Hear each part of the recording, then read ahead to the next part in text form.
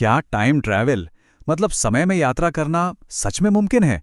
ये एक ऐसा सवाल है जिसने ना जाने कितनी सदियों से हम इंसानों के मन में उत्सुकता जगाई है।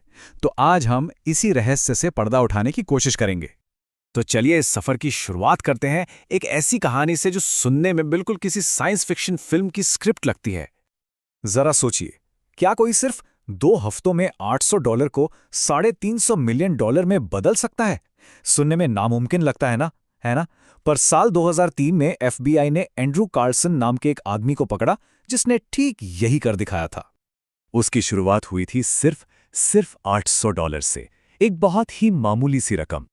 और फिर महज 2 हफ्तों के अंदर वो रकम बढ़कर हो गई $350 मिलियन। यकीन करना मुश्किल है, पर यह सच था। अब जब FBI ने उससे पूछा कि भाई ये कमाल किया कैसे, तो उसका जवाब सुनकर सब हैरान रह गए। कार्लसन ने कहा, मैं भविष्य से आया हूं, मैं 250 साल आगे से आया एक टाइम ट्रैवलर हूं।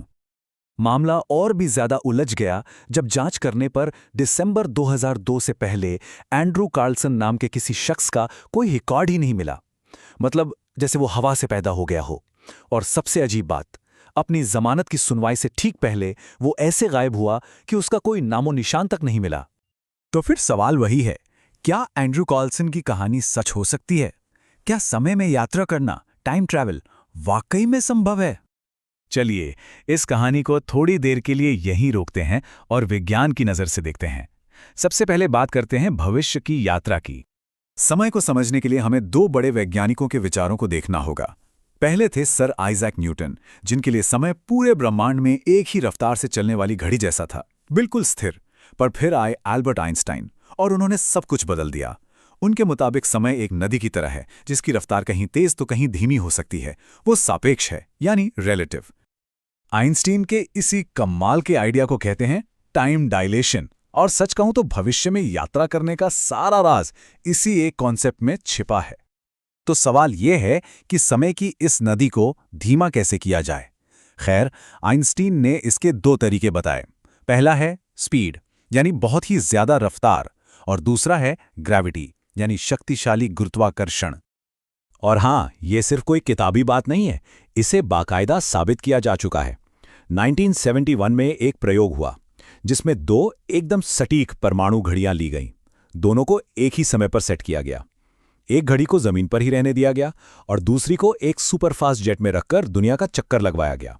और नतीजा, जब वो जेट वापस लौटा तो उसमें रखी घड़ी जमीन वाली घड़ी के मुकाबले बस थोड़ा सा पीछे चल रही थी। मतलब उस घड़ी के लिए समय सचमुच धीमा हो गया था। इसका एक जीता जागता उदाहरण है रूसी अंतरिक्ष यात्री गेनाडी पडल का। उन्होंने स्पेस में सबसे ज्यादा वक्त गुजारा है और अपनी तेज रफ्तार यात्रा की वजह से वो हम सबके मुकाबले अपने खुद के भविष्य में 0.02 सेकंड आगे पहुंच चुके हैं। अब आते हैं दूसरे तरीके पर, ग्रेविटी। आइंस्टाइन का सोचना था कि स्पेस और टाइम मिलकर एक चादर जैसी चीज बनाते हैं, जिससे उन्होंने स्पेस टाइम कहा।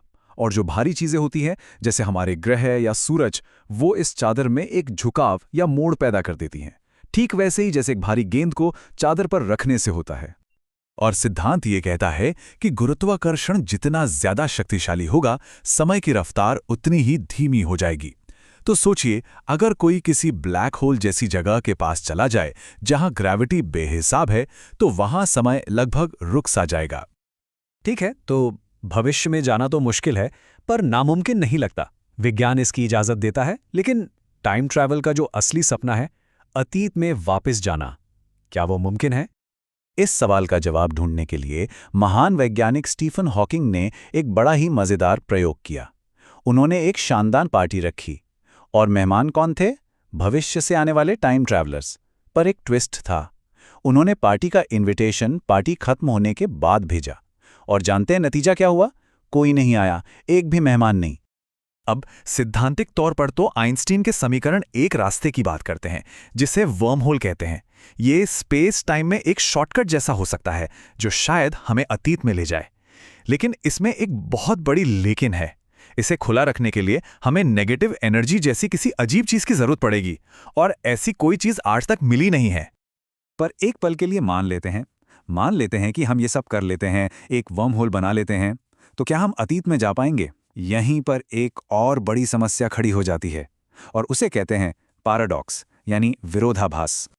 और इन पैराडॉक्स में जो सबसे ज्यादा मशहूर है वो है द ग्रैंडफादर पैराडॉक्स। ये कुछ ऐसा है, मान लीजिए कि कोई टाइम मशीन बनाकर अतीत में जाता है और किसी भी तरह से अपने ही दादा दादी को मिलने से रोक देता है। तो अगर वो दोनों कभी मिले ही नहीं तो उस इंसान का जन्म भी कभी नहीं होगा, और अगर उसका जन्म ही नहीं हुआ तो फिर अतीत में जाकर उन्हें मिलने से रोका किसने?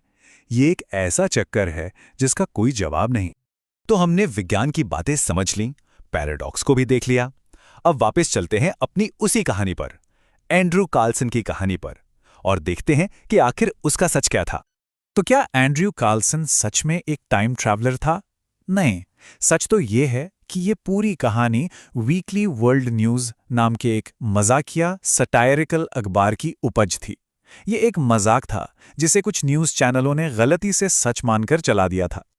तो आखिर में हम किस नतीजे पर पहुंचे? बात सीधी सी है।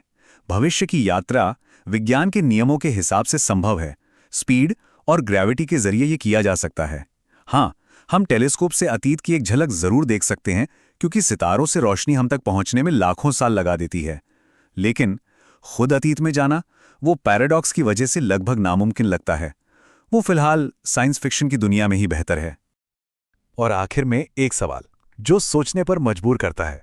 अगर किसी को 100 साल भविष्य में जाने का मौका मिले, लेकिन इस शर्त पर कि वो कभी वापस नहीं लौट पाएगा, तो क्या किसी को ऐसा सफर करना चाहिए?